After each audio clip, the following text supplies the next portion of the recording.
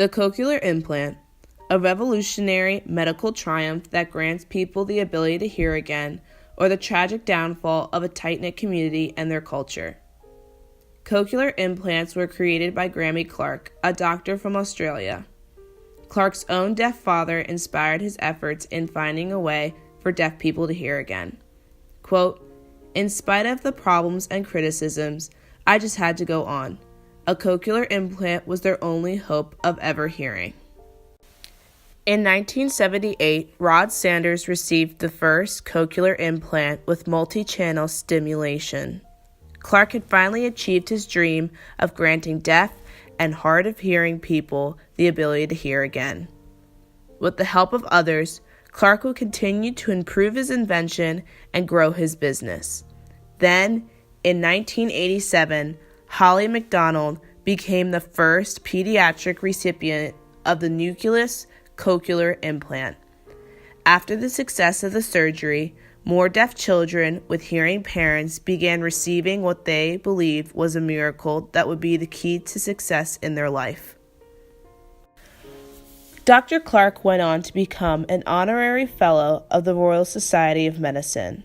While many of the recipients and most in the medical community have praised Dr. Clark and his efforts, most in the deaf community are not thrilled with this so-called miraculous cure.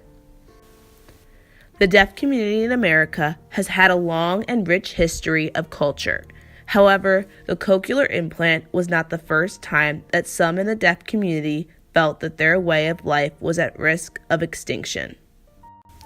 Despite progressive areas in America, Martha's Vineyard, which in the 1800s had a deaf population of 25%, was unique. While other areas in America had large percentages of hearing loss, the isolation of Martha's Vineyard made the island the closest resemblance to a deaf utopia. On the island, the deaf population and hearing intermixed in every way. Rather than isolating the deaf community, the rest of the hearing population began to learn ASL, and it soon became second nature for everyone on the island to learn to sign. However, despite the triumphs of the Martha's Vineyard community, a conference held in Milan were the first steps in the unraveling of the deaf community. The Milan Conference of 1880 was merely the start of oppression for the deaf and hard of hearing community in America. The conference, known formally as the Second International Congress on Education of the Deaf, was a gathering of deaf educators from a wide variety of countries, including the Scottish inventor Alexander Graham Bell, who was instrumental in the enforcement of oralism in deaf schools in America.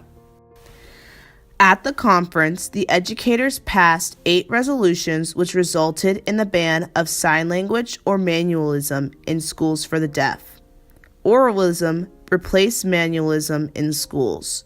Children and educators were no longer allowed to communicate using sign language, but instead taught to read lips and speak audibly. This rise in oralism also resulted in the firing of deaf teachers and educators and replacing them with hearing teachers, ready to teach the students oralism. Alexander Graham Bell was instrumental in the rise of oralism, not only in the U.S., but in other countries as well. In 1872, Bell opened a school for training deaf educators and enforced they only teach using an oralism curriculum. Bell was also a large supporter of the eugenics movement, which focused on the improvement of the human population by controlled breeding. The science was developed by Francis Gatlin, who rose to popularity in the mid-1800s. It was later used by the Nazis when attempting to create the perfect race. Bell was a large advocate for the control of the deaf population, later publishing a paper upon the formation of a deaf variety of the human race. Bell wrote on how to prevent intermarriages in the deaf community. Quote, "Determine the causes that promote intermarriages among the deaf and dumb, and remove them." With this promotion of oralism and the attempts to eradicate ASL, the deaf community began to fear the complete extinction of their culture. In 1911, in response to this fear, the president of the National Association of the Deaf, George Batiste, began filming movies which hoped to preserve ASL if the worst were to happen. By 1919, the majority of deaf schools were taught using oralism. However, not all hope was lost. There was a revival of manualism in the late 60s, along with the recognition that ASL was a language of its own, with facial expressions, hand shapes, orientation, location, and movement all contributing to the language. Like during the rise of oralism in the late 1800s and early 1900s, the deaf community is fearing that their culture will be lost, this time to the technological advancements of the cochlear implant. With their rise in popularity in the 90s and early 2000s, more members and potential members of the deaf community are receiving the implant, and mostly at an early age. This medical advancement has most doctors pushing the cochlear implant as a cure or fix for the patient's deafness. This promotion of a medical cure for deafness just reiterates the misconceptions of the hearing community that being deaf is a disease and has to be cured. This promotion has people, mainly hearing parents, getting their deaf children implanted at a young age. While this may give the children a new outlook on life, it prevents them from joining a community that would support and understand their struggles through daily life. However, what some do not understand is the process that comes after getting the device implanted. I went to Johns Hopkins after I had the implant and they activated. I started going to the listening center at Johns Hopkins. That involves a speech pathologist and an audiologist. People like Carol Lanahan, who have received cochlear implants, understand the hard process it requires to have the implant activated.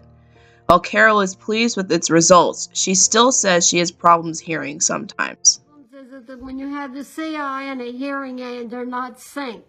So when you first get them, you're like hearing two different sounds, and you just kind of have to mentally get used to it and get it together. But you still, it's not 100%. Still, if you're in a room with a lot of background noise and stuff, it really bothers you. Despite the problems, Carol still uses her cochlear implant. However, deaf people like John Olamoyo, who have received the cochlear implant, ultimately decide against using it. Yes, I have a cochlear implant, but after a while, I stopped listening. John also stated that even with his cochlear implant, he still encountered misconceptions hearing people had about deaf people. It's not easy because many hearing co-workers, they feel awkward to communicate without interpreter. We rise to each other, we type on the computer. While cochlear implants may help some people, it reiterates the fact that deaf people are seen as a disability. Yes, it's a disability, but it's not stopping you from being successful.